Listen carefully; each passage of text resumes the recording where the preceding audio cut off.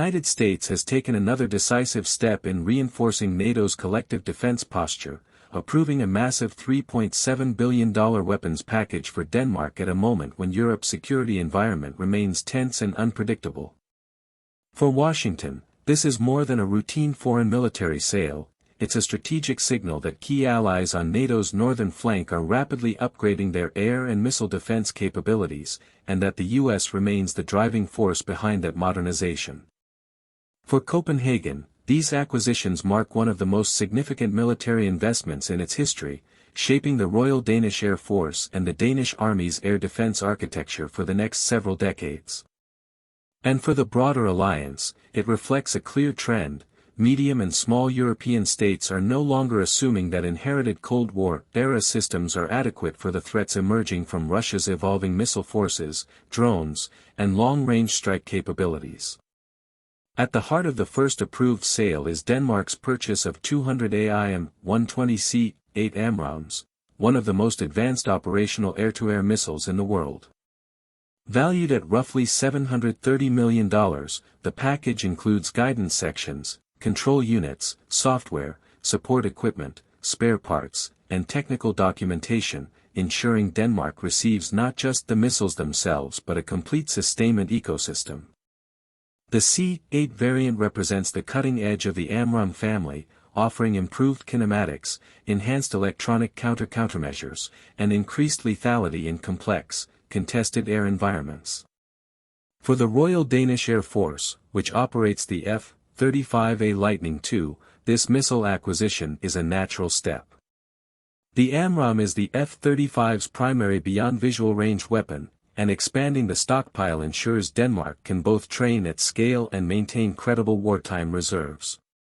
The U.S. State Department made clear that the sale aligns with Washington's strategic objectives. Denmark is not only a reliable NATO ally but also a country that has taken on a much more active security role in recent years, from deploying fighter jets to Baltic air policing missions to committing significant defense resources in response to Russia's invasion of Ukraine. Strengthening its air-to-air capability enhances regional stability and interoperability with U.S. forces, two pillars of NATO's deterrence posture. The DSCA, in its notification to Congress, reiterated that Denmark will face no difficulty integrating these weapons into its force structure. This is key because AMRAAM stockpiles across Europe are being stretched thin as countries ramp up training, replace older variants, and prepare for sustained high-intensity operations if required.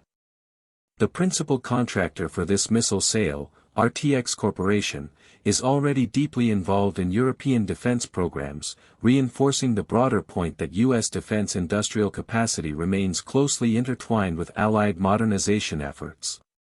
Notably, the deal does not include offset agreements, often required for major foreign military contracts, which suggests Denmark prioritized rapid procurement and seamless integration over local industrial participation. This trend is becoming more common among frontline European states that view delays as a bigger risk than reduced domestic manufacturing participation. If the AMRAAM sale boosts Denmark's air domain capabilities, the second and much larger approval, the $3 billion purchase of the Integrated Battle Command System, IBCS, and Indirect Fire Protection Capability, IFPC, assets, represents a transformational leap in ground-based air and missile defense. The inclusion of 24 all-up round magazines, 8 IFPC Increment 2 launchers, and Sentinel A4 radars indicates Denmark is building a layered defense network designed to counter cruise missiles, drones, and potentially even more sophisticated aerial threats.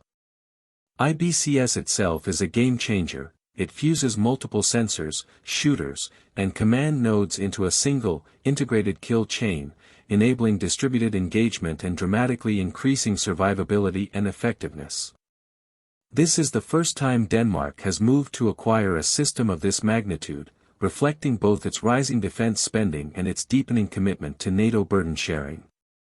The DSC emphasized that the purchase will strengthen Denmark's medium and long-range air defense capabilities, an area where many European nations remain vulnerable. As the war in Ukraine has demonstrated, air defense is no longer a secondary priority but a core requirement for national survival. Modern conflicts now involve relentless drone swarms, cruise missile barrages, and long-range precision strikes. Nations without resilient air defense networks are exposed. Denmark appears determined not to join that category. Implementing this system will require long-term U.S. involvement. Between 9 and 14 U.S. government personnel and up to 17 contractor specialists will operate in Denmark for several years, ensuring proper training, logistics integration, and operational deployment. This is not unusual for complex systems like IBCS, but it underscores the depth of cooperation between the two nations.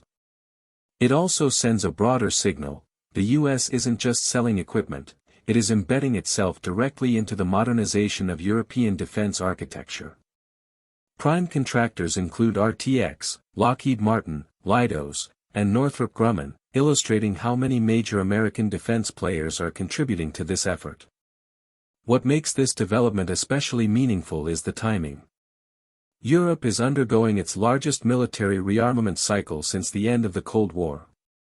Denmark, long considered a modest military power, has significantly increased defense spending since 2022 and is repositioning itself from a niche expeditionary contributor to a state capable of defending national airspace and supporting NATO operations at scale. These purchases reflect a broader trend in Northern Europe, where nations like Finland, Sweden, and Norway are also heavily investing in air defense, precision weapons, and integrated command systems. The DSCA was careful to note that neither of the approved sales will alter the regional military balance. That statement is standard for FMS notifications, but in practice, these systems absolutely shift the deterrence calculus. Denmark, once reliant on a thin air defense layer and limited missile stocks, is now on track to become one of the more robustly equipped air defense partners in NATO's northern corridor.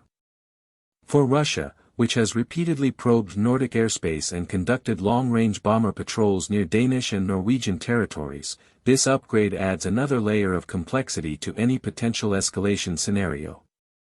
At the same time, the U.S. emphasized that these transactions will not impact American defense readiness, meaning the missiles and systems being transferred come from planned production rather than diverted operational stocks. This is critical because U.S. inventories are under strain amid ongoing support for Ukraine and rising global demand from allies. For Denmark, the combined $3.7 billion investment is more than a procurement, it is a strategic redefinition. With advanced AMRAAM supporting its F-35 fleet and a next-generation integrated air defense network on the ground, the country is positioning itself as a key air defense node within NATO. For the U.S., it is a reaffirmation that strengthening allies is an essential part of global security strategy, especially at a time when threats are multiplying and alliances matter more than ever. Together, these deals form a powerful message: NATO is not only expanding but hardening its defenses, and countries like Denmark are stepping into roles that will shape the alliance's future operational landscape.